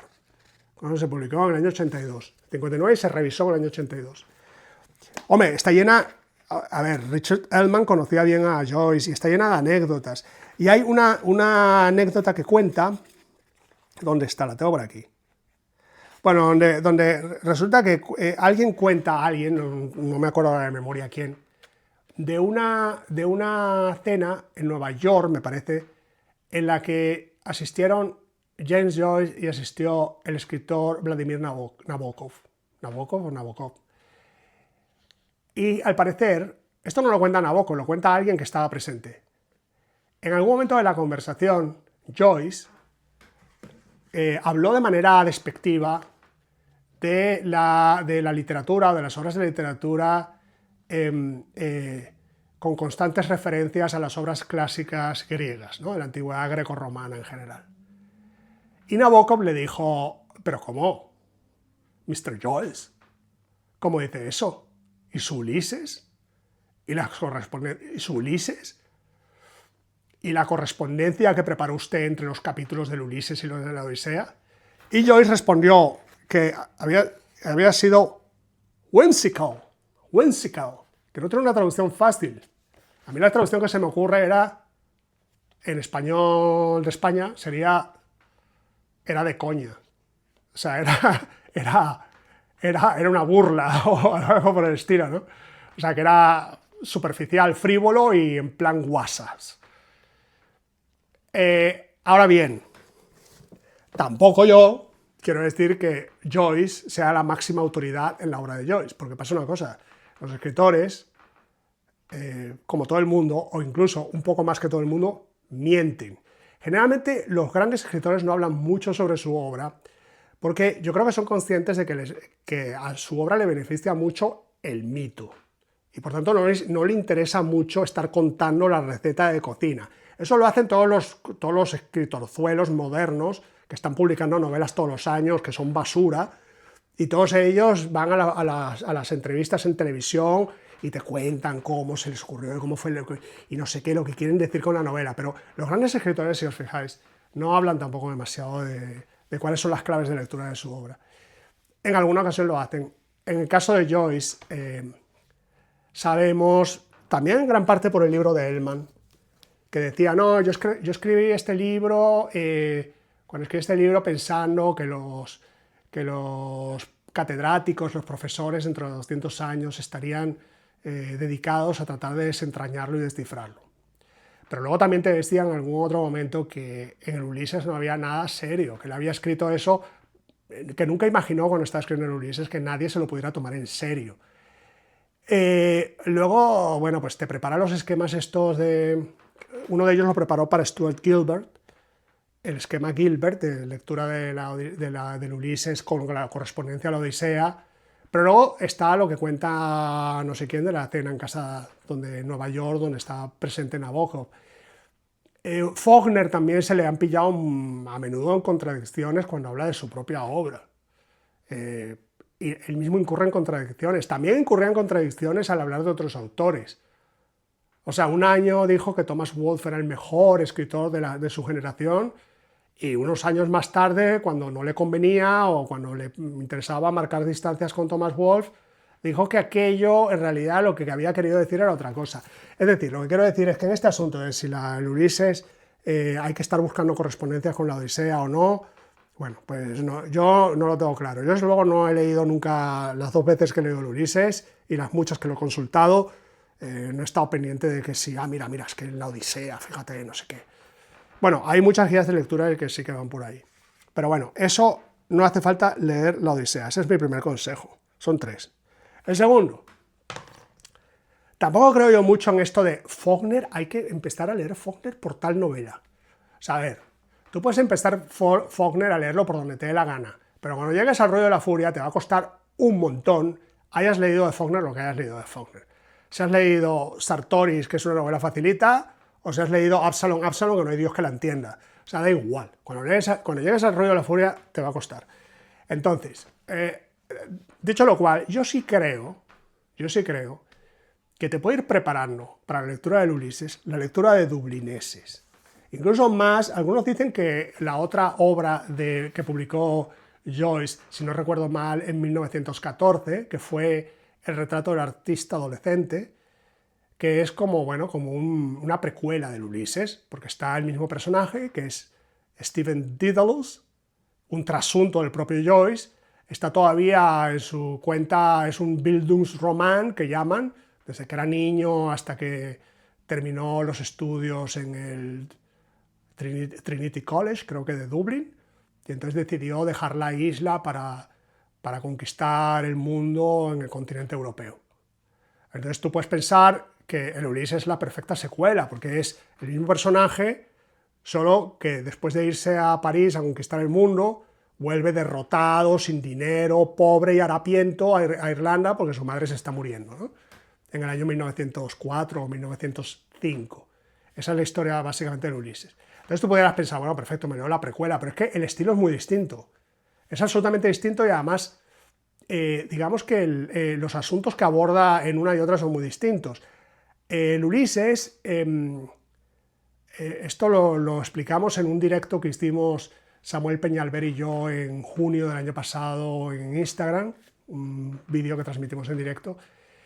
Ya hay discursos de James Joyce, cuando era todavía estudiante en la University, en el Trinity College, donde, bueno, es evidente que Joyce, que tenía muchas influencias de Ibsen, lo que le preocupaba era contar las historias de la gente corriente, y y nada glamuroso, ni héroes fantásticos. No, él consideraba que la gente corriente, la gente, bueno, pues un poco vulgar, un poco de clase baja, un poco podían tener sus vidas importaban y en sus vidas podía haber cosas que valía la pena ser contadas. Y en ese espíritu está el Ulises, pero en ese espíritu también está Dublineses, que es una colección de 14 relatos muy interesante porque la escribió Joyce.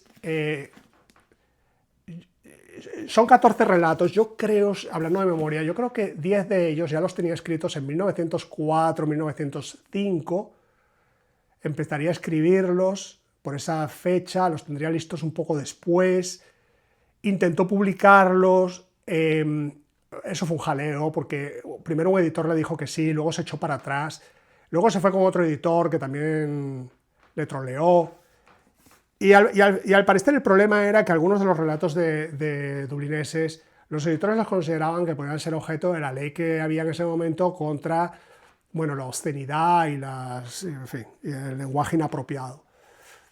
Y en particular quería a uno de los editores que dejara fuera determinados relatos, entre ellos uno titulado Two Gallants, dos galantes, que es uno de los que quería recomendaros, y hay otro relato que se llama Grace, en inglés, que se traducido como la gracia de Dios, al menos en esta edición del Reino de Cordelia, que son los dos que yo quería recomendaros porque los tienen, primero, comparten la misma atmósfera, el mismo zeitgeist, que llaman algunos, clima de la época, clima del lugar, ambiente del lugar, que tiene el Ulises, porque es lo mismo, las vidas insignificantes, menudas y sórdidas de la gente de Dublín, que además todos se conocían, y que tenían unas ideas, bueno, pues difusas, poco informadas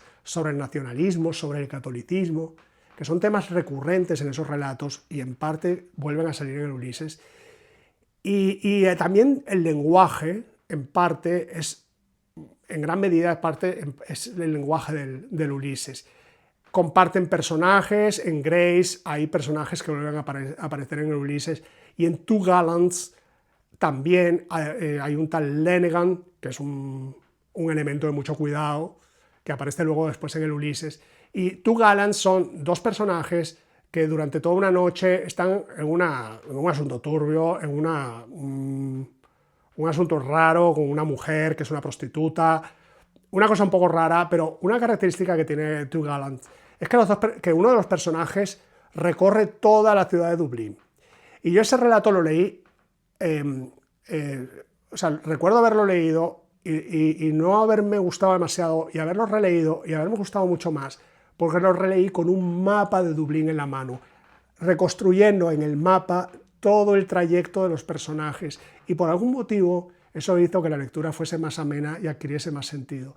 Y en parte eso después lo vemos en Ulises, en todo el Ulises, pero sobre todo en uno de los últimos episodios, que es el Nostos. Es cuando regresa Stephen Dedalus y Leopold Bloom, van juntos de madrugada a la casa de Leopold Bloom, y entonces van recorriendo las calles de Dublín. Entonces, a mí me recordó mucho a Two Gallants en Dublineses.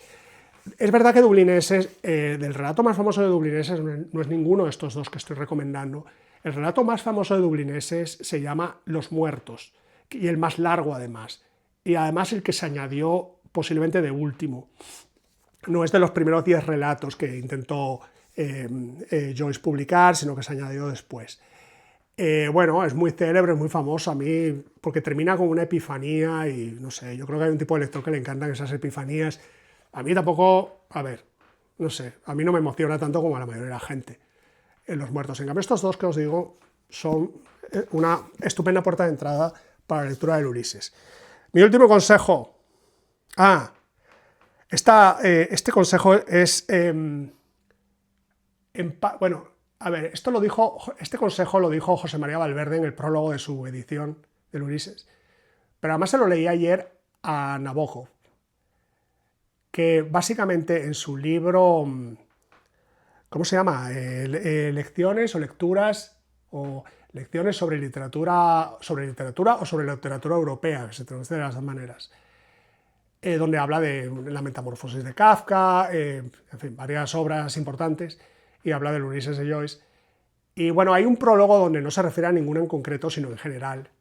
Habla de lo que él considera que es un buen lector. Y además dice de un buen lector, que es un lector, bueno, pues atento al detalle, un lector abierto a la experiencia, curioso, pero además el buen lector es un relector, dice Nabokov. Y eso nunca más cierto que para el caso del Ulises. Entonces, el consejo es que en la primera lectura tienes que resignarte a que no vas a entender todo, se te van a quedar fuera un montón de cosas, porque la primera lectura yo creo que es la lectura de reconocimiento del territorio. O sea, tú estás reconociendo el territorio.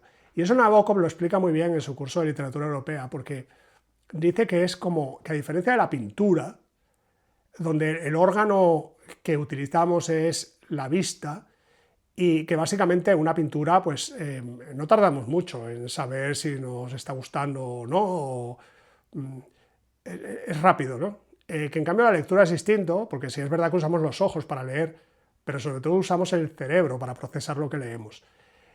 Que mientras estamos en una primera lectura, estamos demasiado pendientes de... Estamos demasiado concentrados en si estamos entendiendo, si no estamos entendiendo, si se nos está quedando algo fuera, como para captar el bosque desde fuera. Que eso es lo que logramos en una segunda o una tercera lectura, que es casi acercarnos a lo que nos ocurre cuando vemos un cuadro e inmediatamente, visualmente, captamos, sabemos lo que nos gusta de ese cuadro. Dice que nosotros llegamos a eso, pero llegamos a eso con las relecturas, en un caso, y sobre todo en un caso de un libro como el Ulises.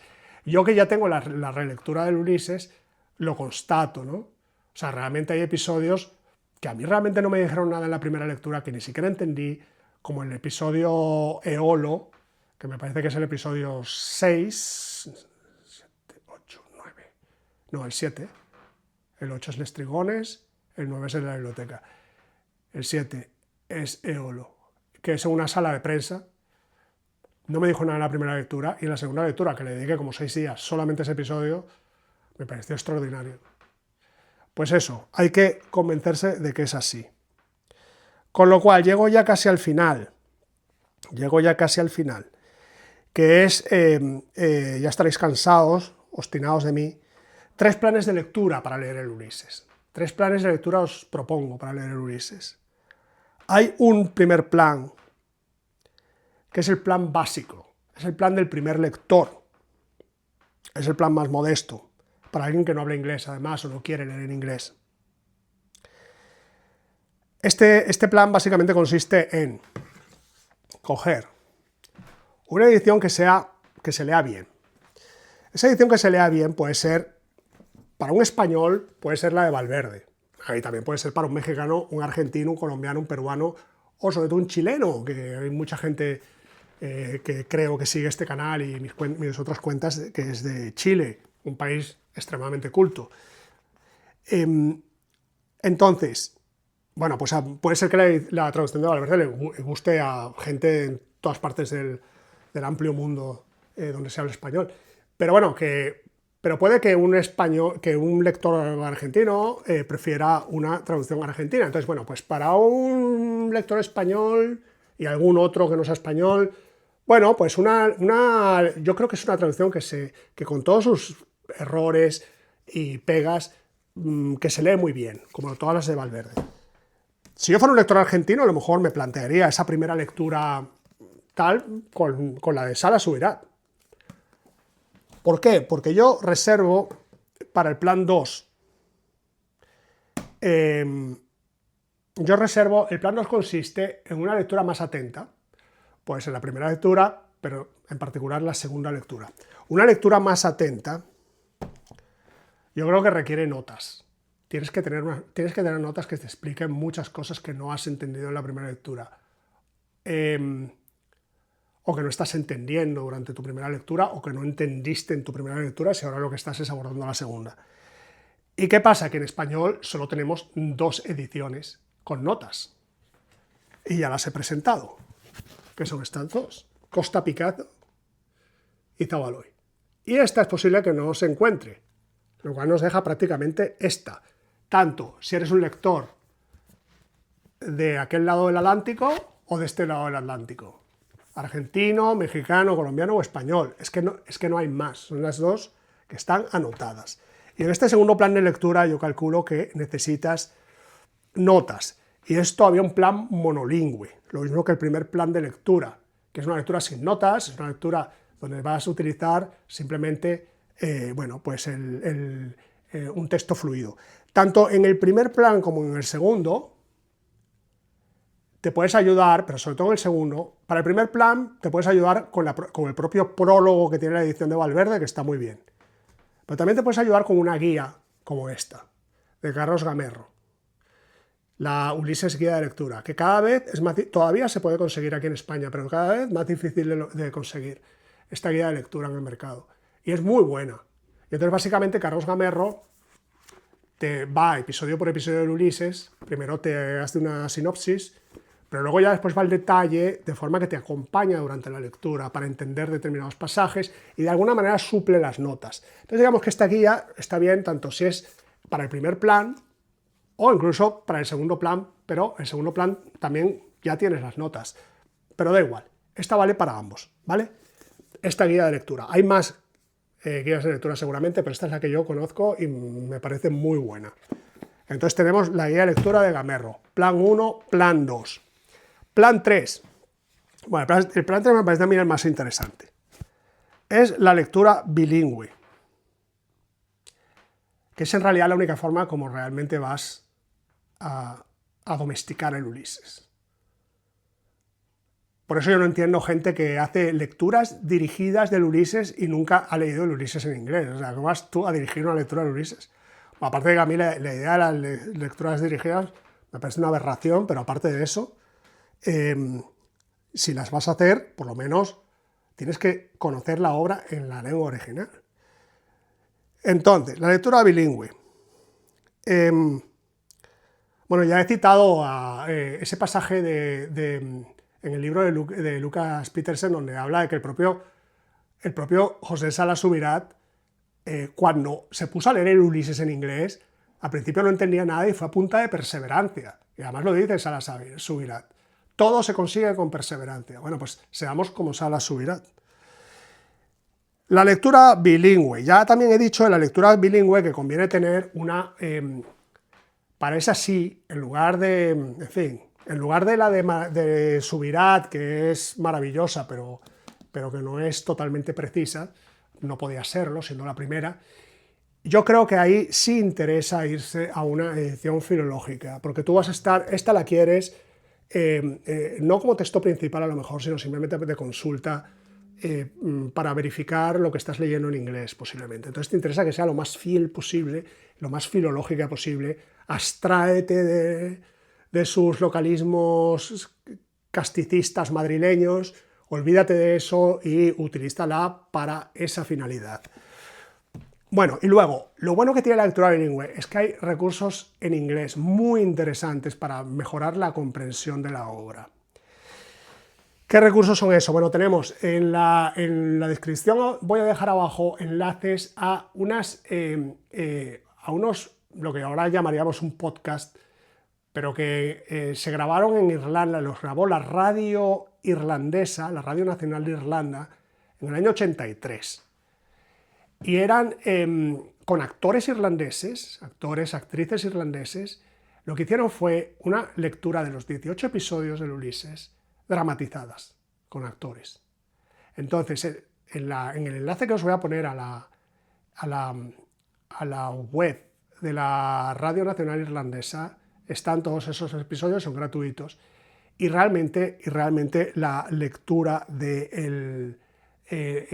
sigue con el texto, o sea, leer el texto en inglés y al mismo tiempo escucharlo narrado de manera dramatizada, la verdad es que lo entiendes mucho mejor, porque los actores han trabajado ya cómo a través del registro vocal distinguir un monólogo interior de algo que es simplemente la narración, bueno, pues te queda más claro cuando el propio actor está a través de la inflexión de su voz indicándote cuando hay ese cambio de registro.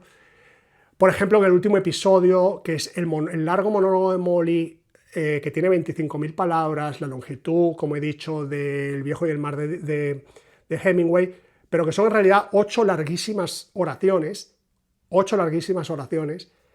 donde no hay signos de puntuación. Porque con eso Joyce seguramente lo que quería lograr era transmitir con más realismo lo que es el flujo de pensamiento, que supongo que él diría que cuando pensamos no usamos comas, ni puntos y comas, ni signos de admiración.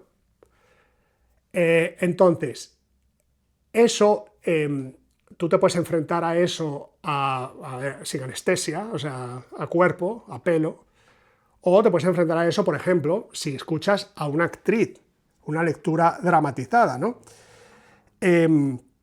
Entonces, y luego finalmente, dando un paso más en esto de utilizar recursos audiovisuales, puedes irte a una película, que yo también lo había adelantado. Tenemos la película Bloom, que es del año 83, que lamentablemente no se consigue con facilidad, pero bueno, yo tampoco soy un as buscando cosas en la web profunda, en la internet profunda. A lo mejor vosotros sois mucho más hábiles que yo y la encontráis en un pispás.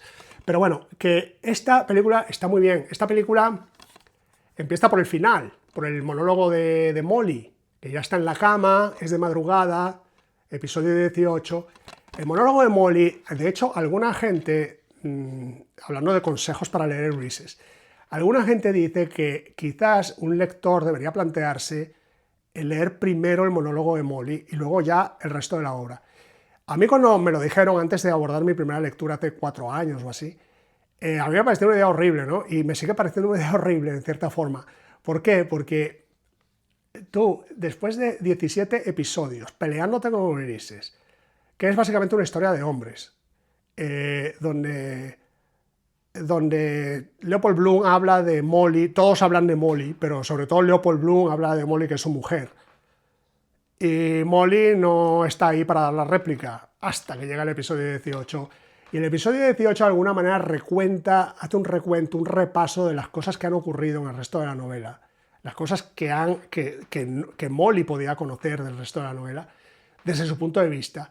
Y es el único episodio del Ulises que tiene una narrativa, que te cuenta una historia, porque Molly cuenta su historia de cuando ella era una joven en Gibraltar, donde estaba destinado su padre irlandés. Estaba destinado a Gibraltar. Y en Gibraltar, y seguramente su madre, aunque no se habla mucho de su madre, se llamaba Lunita no sé qué, posiblemente su madre fuera española o judía española. Entonces ella cuenta sus primeros amores en Gibraltar, sus no sé qué, desde un punto de vista muy personal. Y bueno, luego finalmente cómo conoció a Bloom y luego el resto no os lo cuento. Entonces, es una historia fantástica, pero entonces yo creo que realmente esa historia la agradeces cuando has hecho todo el recorrido del Ulises. Y entonces te encuentras con el cambio radical en el punto de vista, que es el punto de vista de una mujer, o mejor dicho, el punto de vista de una mujer como lo entendía un hombre, que era James Joyce. Y yo creo que con esto ya prácticamente terminamos. Mi idea es estrenar este vídeo en abierto para que todos podáis hacer comentarios en el chat. Vamos a ver si lo logro, porque tengo apenas un par de horas para editarlo. Si no, pues será un poco más tarde. Yo tenía previsto sacarlo a las 6 de la tarde hora española, a lo mejor me retraso.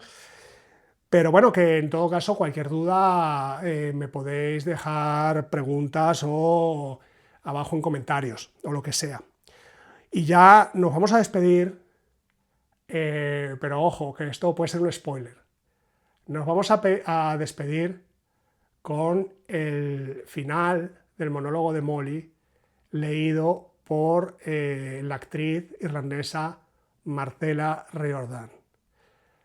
Espero que os haya gustado este largo vídeo, que os resulte útil, que si es así os suscribáis y poco más. Estamos en contacto. Hasta luego, amigos, amigas. Adiós. Oh, and the sea, crimson sometimes like fire, and the glorious sunsets from the fig trees and the Alameda Gardens, yes. and all the queer little streets and pink and blue and yellow houses and the rose gardens and the jessamine and geraniums and cactuses and Gibraltar as a girl, where I was a flower of the mountain, yes. When I put the rose in my hair like the Andalusian girls used. Or shall I wear a red? Yes.